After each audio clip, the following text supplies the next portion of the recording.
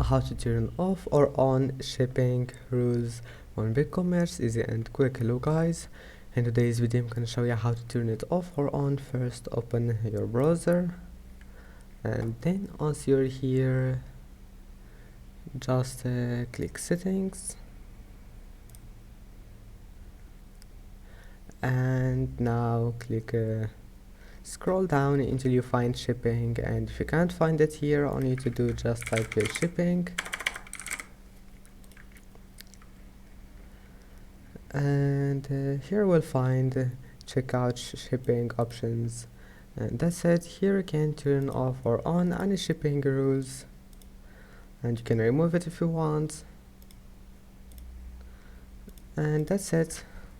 It's easy. I hope that can help you, and that's it for today's video.